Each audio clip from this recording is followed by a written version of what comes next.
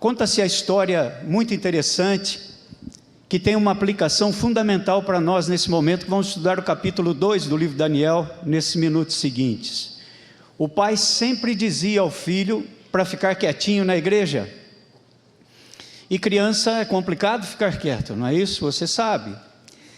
E então um dia eles chegaram e o garoto se sentou no primeiro banco da igreja. E o seu pai era diácono, ele estava atendendo várias coisas, o garoto ficou ali. Mas ele percebeu que toda hora que ele olhava para o filho estava com o dedinho no ouvido assim. E ele foi ficando impressionado com aquilo. Mas que meu filho não tira o dedo do ouvido? O que está acontecendo com esse menino? Está com dor de ouvido? E então, quando terminou o sermão do pastor, eles foram para casa e no carro o pai disse assim: escuta, por que você toda hora estava com o dedinho no ouvido assim? Disse: mas pai, não é o senhor mesmo que diz sempre? Olha, fique bem quietinho, preste atenção no que o pastor vai falar da Bíblia, para não entrar por um ouvido e sair pelo outro. Então eu ponho o dedo no ouvido, para não passar. Então nessa noite, eu espero que vocês coloquem o dedinho no ouvido, tá bom? Para não passar a mensagem de um lado para o outro. Nós vamos aprofundar um pouquinho mais no capítulo 2 de Daniel. Bom, eu sei que há muitos internautas nos assistindo. Minha filha acabou de mandar um pequeno videozinho aqui do meu neto recém-nascido, faz apenas 2 meses. Está lá no sul do Paraná, não é? No Faxinal do Céu, para lá de Guarapuava ainda. E ela disse: pessoal de lá está assistindo, viu, pastor Gilson? Paraná inteiro. Nós que fomos da Central de Curitiba, tem muito paranaense na linha. Se você saiu devendo alguma coisa, por favor acertar, tá bom? Mas há muitas pessoas também assistindo por aí afora. E nossa saudação aos internautas que estão nos acompanhando. Muitos não puderam vir por outros compromissos, mas eu sei que grande parte do povo de Deus está aqui nessa noite, amém? Vamos então ao capítulo 2 do livro de Daniel. Nós vamos usar o PowerPoint também um pouco para juntos podermos ter um tempo mais apropriado e prático, não é? Porque senão nós não temos condições de fazer linha a linha, verso a verso. Mas você que conhece bastante, capítulo 2 é um dos mais conhecidos de Daniel, logicamente, da estátua de Nabucodonosor, não vai ter dificuldade de acompanhar comigo os pontos altos que vamos extrair desse estudo. Então, primeiramente, vamos ler aqui 1 ou 2 versos introdutórios, irmãos. Capítulo 2 diz assim: no segundo ano do reinado de Nabucodonosor, teve este um sonho. O seu espírito se perturbou, passou-se-lhe o sono. Então o rei mandou chamar os magos, os encantadores, os feiticeiros, os caldeus, para que declarassem ao rei quais lhe foram os sonhos. Há uma versão que diz qual sonho ele havia tido. Eles vieram e se apresentaram. Disse-lhes o rei: tive um sonho, e para sabê-lo está perturbado o meu espírito. Os caldeus disseram ao rei em aramaico: ó rei, vive eternamente, dize o sonho e daremos a interpretação. Até aqui. Bom, você já sonhou, eu também sonho, todos sonhamos, e vamos continuar sonhando. Interpretar um sonho de alguém, você pode até arriscar, não é mesmo? Olha, eu acho que foi isso que Deus quis te dizer, ou quis te mostrar. Mas alguém disser assim a você, se alguém disser assim a você: olha, o que eu sonhei, me diga, o que você faria? Muito difícil, não é? Você dizer a mim o que eu sonhei, como é que pode isso? Então foi isso que aconteceu. A história começa com algo que aos homens é impossível, para que Deus se manifeste. E Deus sempre se manifesta nos momentos impossíveis. Ele queria mostrar que ele era maior que Marduk, maior que Ishtar, maior que os deuses babilônicos. E ele usa algo estranho. Um rei que tem um sonho e esquece do sonho. Deus certamente o fez esquecer. E ele chama os magos, os adivinhadores. Ele chama todos aqueles que lidavam com a magia. E ele diz assim: me digam o que eu sonhei. E o que significa esse sonho que eu tive? Estou perturbado, eu quero lembrar, é algo importante, mas eu não consigo lembrar. Vocês vão me dizer, vocês estão na corte, são pagos para isso, para serem adivinhos. E eles não tinham resposta. E eles chegaram até a dizer assim, aí o capítulo continua mencionando: o que o rei pede é impossível ao homem dizer.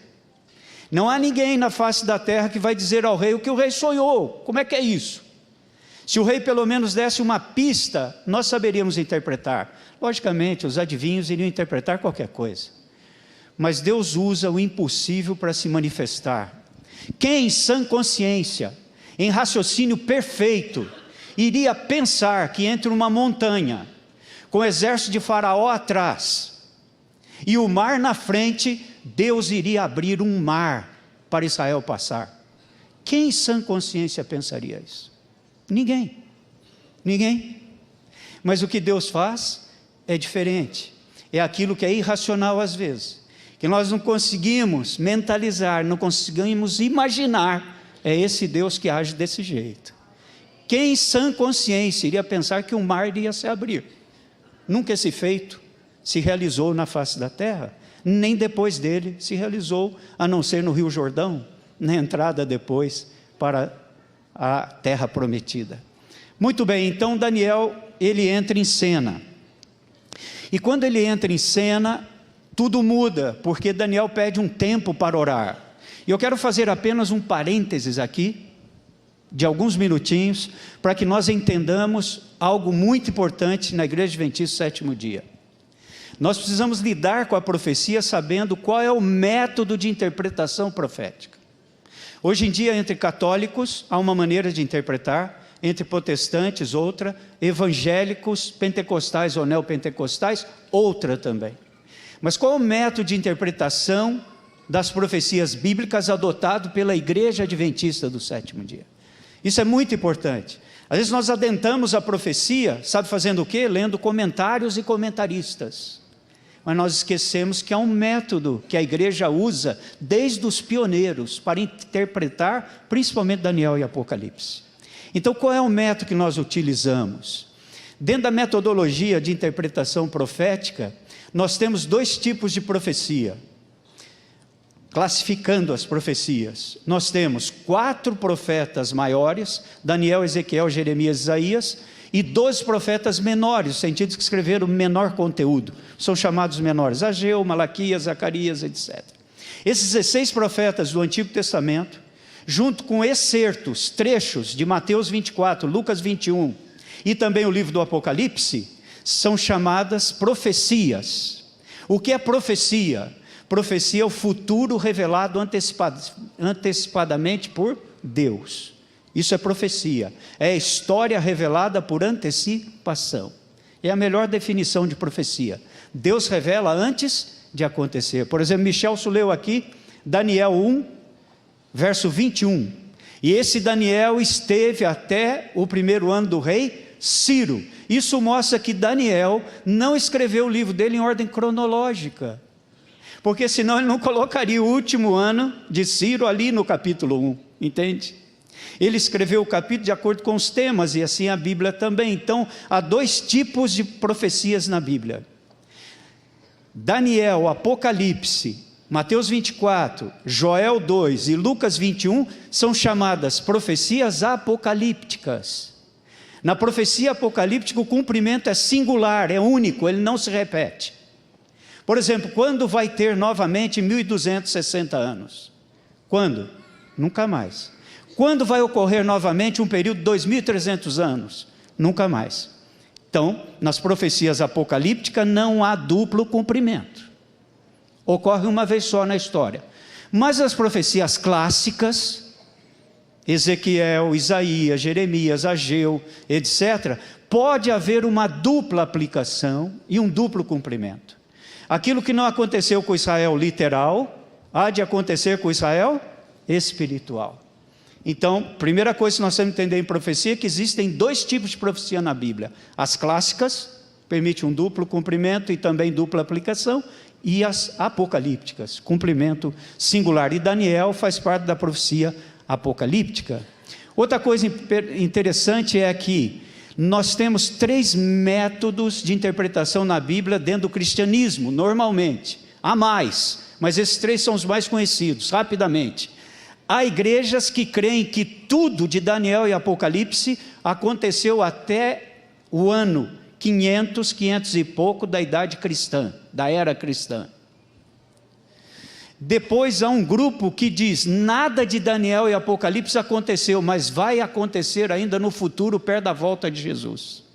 Então, esse primeiro grupo que crê que as profecias ocorreram até o 5º, 6º século depois de Cristo, é chamado o quê?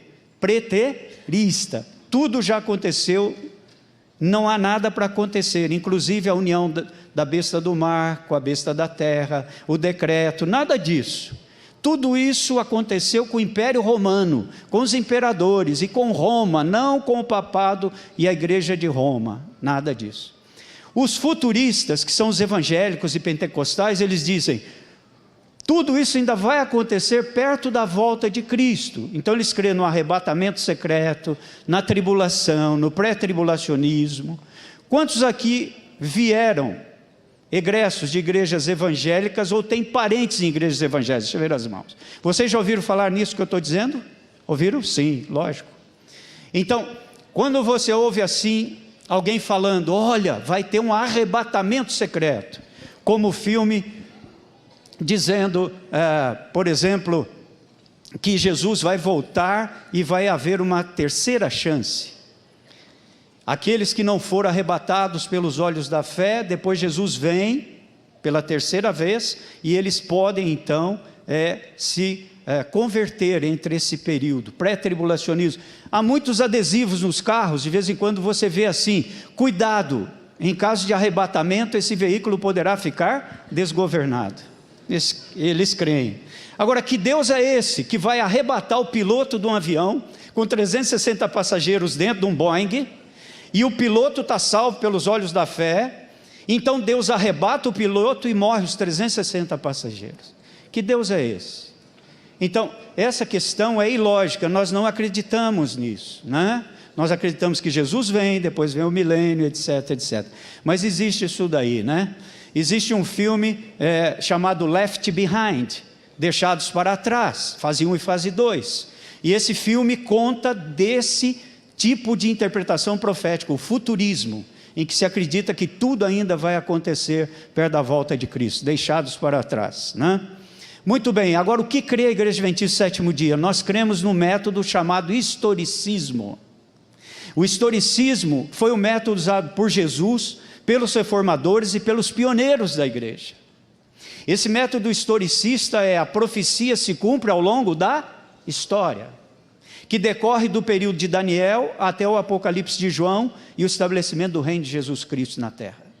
Então nós adotamos o método que foi da reforma, de Lutero e outros mais, do próprio Jesus Cristo e dos pioneiros. Para nós a história comprova a profecia, por isso é muito importante colocar o paralelo entre história e profecia quando se estuda Daniel e Apocalipse principalmente. Mas há uma modalidade dentro do método. O método é historicista ou contínuo histórico, mas a modalidade, irmãos, se chama recapitulacionismo. Então você vê em Daniel 2 uma estátua. Em Daniel 7 você vê 4. Vamos ver se vocês estão bons aí, afiados. Em Daniel 7 você vê 4 animais. Em Daniel 8 você vê um carneiro e um bode. E lá em Daniel 11 você vê o rei do norte e o rei do sul. Todos eles têm um paralelismo, porque a história profética se repete para a ênfase e ampliação dos detalhes. Cada capítulo posterior ele dá detalhes que o outro anterior não havia dado. E você vai entendendo a macro profecia. Quando você pega Daniel 2, você só entende alguma coisa dos 4 impérios que dominaram o mundo. Você vai para Daniel 7, aquilo já amplia, dá detalhes. Daniel 8, mais ainda. Daniel 11 também. Então nós adotamos a modalidade do recapitulacionismo. A profecia não se repete, mas a história daquela profecia se repete com outros detalhes, para ênfase e ampliação. Mas a profecia apocalíptica não se repete. Só a história que se repete com outros detalhes. Mas em matéria de orientação profética, interpretação profética, todo mundo é entendido na igreja. Os adventistas têm assim um afã por entender de profecia. E muitos cometem um erro exagerado ao estudar e interpretar profecia. Por que eles cometem um erro? Porque profecia, o estudante da profecia não se coloca diante dela como alguém que prevê o futuro, ou alguém que quer adivinhar o que ainda vai ser na profecia não cumprida. Mas o estudante se coloca pelo Espírito Santo naquilo que já foi revelado e está sendo revelado a ele através da história. Então o estudante da profecia, guarde isso, nunca é o adivinho, nunca é aquele que vai prever o que ainda vai acontecer. Um fato isolado, como a morte de Saddam Hussein e outras coisas mais que aconteceram, não quer dizer que isso ou aquilo está ali em Daniel tal, Apocalipse tal. Isso não quer dizer muita coisa, mas um conglomerado de fatos, um conjunto de evidências, isso nos dá um norte. E é assim que nós devemos ver profecias, ok? Muito bem, as profecias revelam que Deus está no controle do nosso mundo. Aqui está o pórtico de Ishtar, a deusa do amor e da guerra. Não sei, Rafaela, como é que era isso, nem se a sua briga foi mais ou menos isso, entre amor e guerra. Mas Ishtar era a deusa babilônica do amor e da guerra, muito antagônico. Como é que pode um negócio desse? Mais ou menos. Então esse pórtico de Ishtar é muito famoso porque era a entrada da via processional de Babilônia, a grande Babilônia, feita e construída por Nabucodonosor, né? E então ali eles usavam lápis lazuli, que era azulejo. No ano 600 a.C., eles desenvolveram a arte da cerâmica vitrificada. Os babilônicos gostavam muito de afrescos, gostavam muito dessa questão de vitrificação, de azulejos e tal, e eles decoraram todo o pórtico de Ishtar com azulejos e essa coisa toda, e aí havia a via processional, quando entrava em Babilônia, né? Nós vamos ver daqui a pouco uma coisa mais interessante, mas nós vamos falar de uma profecia aqui do capítulo 2 agora, nos versos que vamos tirar como ênfase, que aconteceu há quanto tempo? 2.600 anos atrás, mais ou menos, né? Ele tem um sonho, ele esquece do sonho, e ele diz então, se vocês me disserem o que eu sonhei, vocês estarão livres da condenação da morte, mas se vocês não me disserem aquilo que eu sonhei, vocês serão mortos e os seus familiares também. E saiu o decreto de morte. E sabe quem estava incorrendo risco de vida?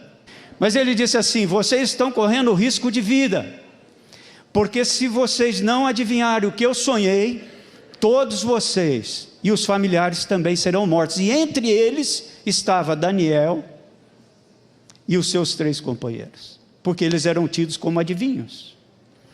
E eles correram o risco de vida também, não é?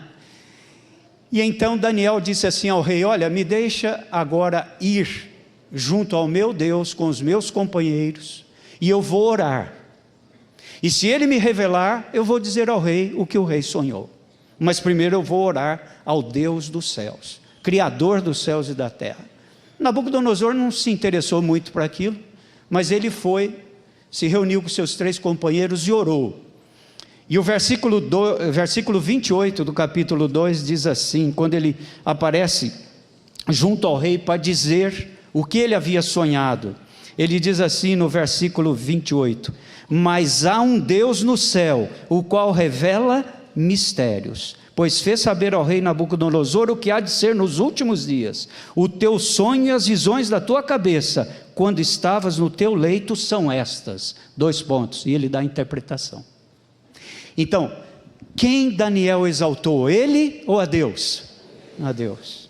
Ele disse: olha, os teus adivinhos, nenhum deles vai saber dizer o que você sonhou, mas há um Deus no céu, o qual revela segredos. Aqui está o ponto alto do capítulo 2, esse é o mais importante. E ele então dá a interpretação do sonho ao rei. Ele diz assim: você estava sonhando, você viu uma estátua, essa estátua tinha 4 partes de metais, em valor, em ordem decrescente de valor. Era ouro, prata, bronze e ferro.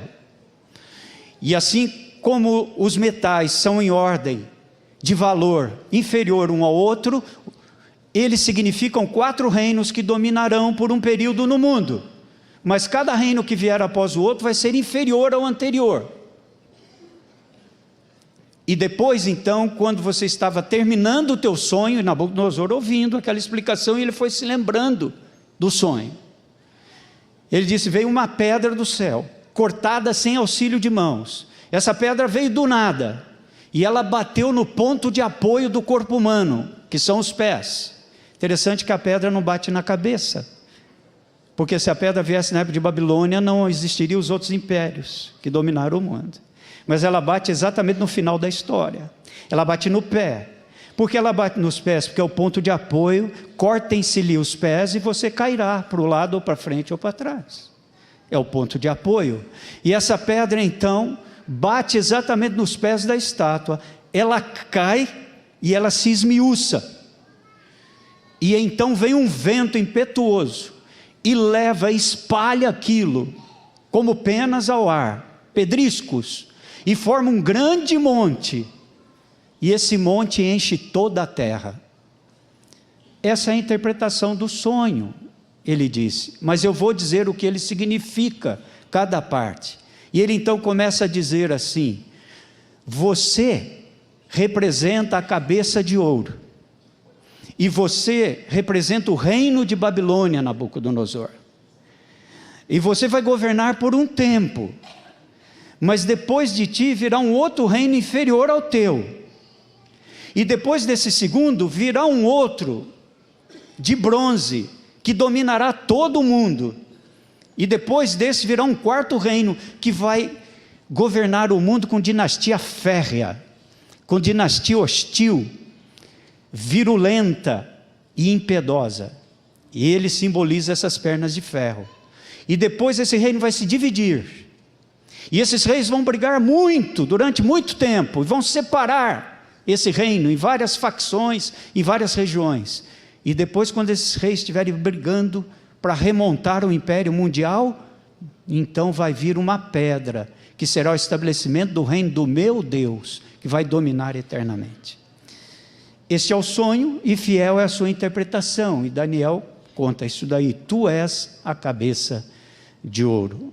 Muito bem, Babilônia, ela domina então ali, depois dela viria um outro que seria inferior, depois então os quadris de bronze, outro reino que dominaria todo o mundo, daí as pernas de ferro, e depois então os pés, em parte de ferro e em parte de barro. E finalmente o reino de Deus seria estabelecido. Um dos primeiros estudiosos, por incrível que pareça, de profecia bíblica, não foi Tiago White, não foi Guilherme Miller, não foi Ellen White, não foi nenhum daqueles grandes teólogos do início do Adventismo. Por incrível que pareça, foi um filósofo, matemático e estudioso de profecias no século 17, chamado Isaac Newton. Esse homem estudou mais profecias do que filosofia ou matemática, por incrível que pareça. E ele, exatamente em 1633, escreveu um livro, não existia igreja adventista. Ele escreveu um livro sobre as descobertas de Daniel e Apocalipse. Eu tenho aqui o frontispício desse livro. Diz assim: Observations upon the prophecies of Daniel and the Apocalypse of John. E se você olhar bem ali as observações sobre as profecias de Daniel e Apocalipse de São João, em duas partes, por Isaac Newton, você vai ver ali um pouquinho. Não dá para ver muito, porque aqui é bem pequena a tela, porque estão do meio para trás. O pastor Gil já prometeu que vai colocar uma tela aqui, tamanho do Cristo Redentor, da cidade da Rafaela. Então ali, se você ver em algarismo romano, está escrito ali, ó, MDCCXXXIII, 1000, tá certo? D vale 500, ali 1733. Ele escreveu esse livro. E quais foram as descobertas dele? Exatamente o que a igreja adventista acredita. Ele diz assim: as profecias de Daniel e Apocalipse se ligam umas às outras, formando um quadro. Só que Daniel 2 serve de gabarito para todas as outras profecias. É a base para entender as outras profecias. Se você entender Daniel 2, você poderá entender Daniel 7, 8, 9, 11 e Apocalipse também. Isso aí ele conta em 1733, por incrível que pareça. E exatamente isso que nós vamos agora fazer esse paralelo. Por quê? Porque eu disse que o método de interpretação profético da Igreja Adventista do Sétimo Dia se chama historicista. E a modalidade recapitulacionista, em que um próximo capítulo dá detalhes que o anterior não havia dado, para que você entenda. Então, quando você pega Babilônia, a cabeça de ouro, você vai em Daniel 7, aparece um leão. É a mesma história, só que dá detalhes. O leão, ele tem asas de águia, quer dizer que Babilônia teve rapidez de conquista.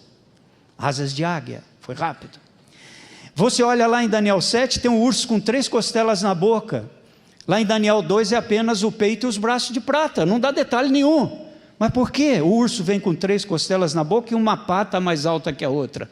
Porque primeiro veio a Média, depois a Pérsia saiu-se vencedora sobre os Madai. Então formou o Império Medo-Persa, em que a Pérsia que vem por último, saga-se campeã sobre os Madai. Por isso o urso tem uma pata mais alta que a outra. 3 costelas na boca é que ele consideraria ganhar e vencer 3 reinos, antes de sagrar-se no poder do Império Medo-Persa. Então foi Egito, Lídia e Babilônia, 3 costelas na boca. Então são detalhes que os outros capítulos anteriores não haviam dado. Por exemplo, você vai ao quadril de bronze, aparece lá no capítulo 7 que a Grécia é um leopardo com 4 cabeças. Leopardo com 4 cabeças significa que depois de Alexandre o Grande, da morte dele prematura, aos 33 anos de idade, 4 generais dividiram o império greco-helenístico, não é? Cassandro, Seleuco, Ptolomeu e Licímaco. Então, todos esses detalhes vão se harmonizando, não é? E as pernas de ferro, em Daniel 7,7 diz que não conseguiu identificar o animal, porque é um animal terrível, espantoso.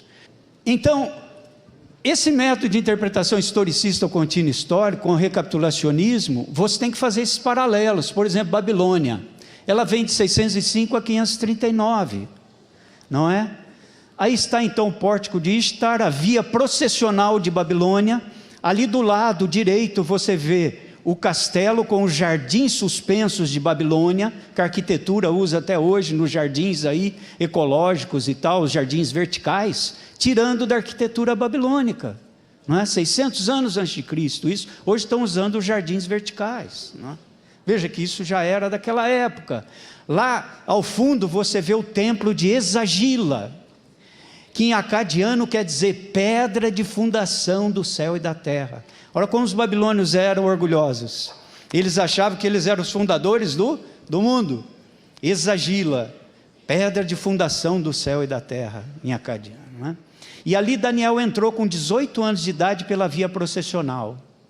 E o rei estava ali com a comitiva dele, vendo os jovens cativos entrar na sua primeira deportação, né? Uma coisa curiosa é que Nabucodonosor não invadiu Jerusalém uma vez só, ele invadiu em 3 vezes. A primeira vez foi Daniel e alguns nobres de Israel, e pessoas intelectuais e pessoas que eram de famílias nobres. Foi em 605. Depois ele volta em 597 e ele leva todos os profissionais, carpinteiros e todos os outros. E depois ele volta em 586, destrói o templo, leva os vasos sagrados de ouro, prata e bronze e leva o povo comum para morar nas barrancas do Quebar. Desde aquela época já colocava os pobres na beira do rio, né? Desde aquela época. Não, o pobrão vai ficar lá do outro lado. E os nobres vão ficar aqui dentro, discriminados, né? E ele então coloca lá nas barrancas do rio Quebar, com o profeta Ezequiel, o povo. Quem ficou em Jerusalém? Só os cegos, mudos, aleijados, aqueles que não tinham condição de ir, e os idosos ficaram lá. Então ele invade Jerusalém 3 vezes, não em uma só. Daniel vai na primeira deportação. O que é Babilônia hoje? Babilônia hoje é o Iraque, capital Bagdá.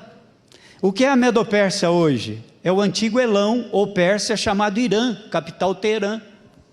O que é o reino greco-helenístico?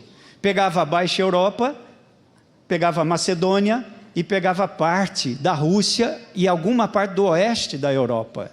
Esse era o Império Greco-Helenístico de Alexandre o Grande, só para vocês se situarem. Mas o que é Babilônia, pastor? É o Iraque de hoje, onde o famoso Saddam Hussein, ele faleceu há pouco tempo atrás. Estão mostrando o time aqui para mim.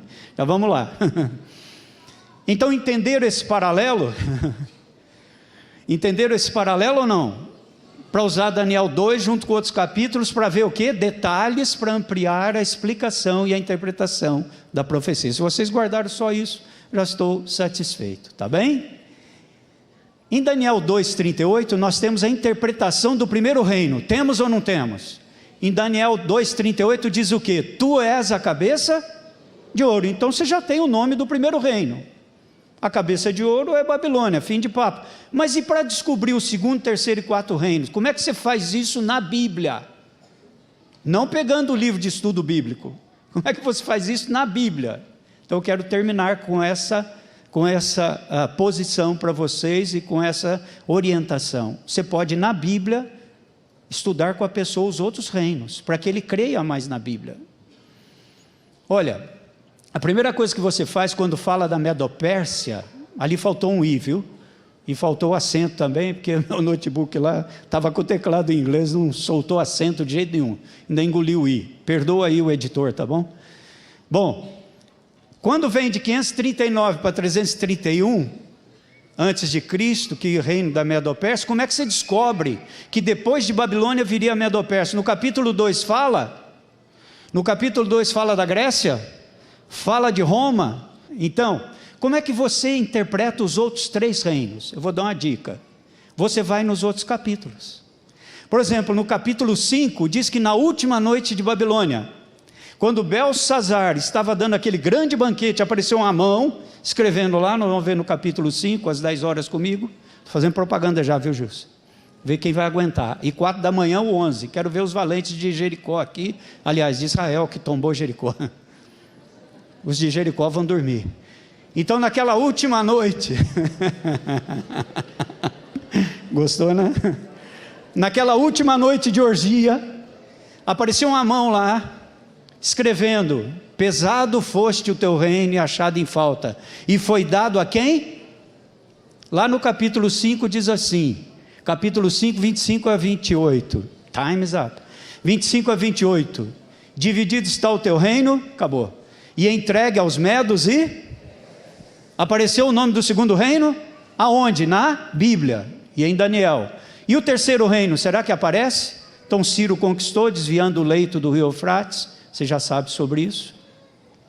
O cilindro de Ciro prova essa invasão.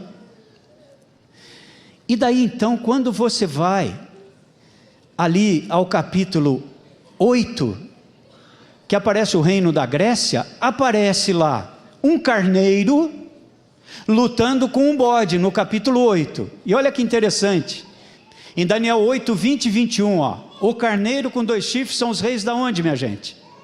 Média e da Pérsia, mas o bode peludo é o rei da... Então, no capítulo 8, você prova o nome do terceiro império mundial, viu só? Na Bíblia, você prova o nome do terceiro império mundial. E o quarto império, como é que você prova? Não tem o nome dele na Bíblia. Só tem uma maneira de provar o quarto império. É que se já seguiu Daniel 2, 7 e 8 e não fala quem é o quarto império das pernas de ferro, que foi Roma, 168 a 476 depois de Cristo, só tem uma maneira de você provar, é através da história.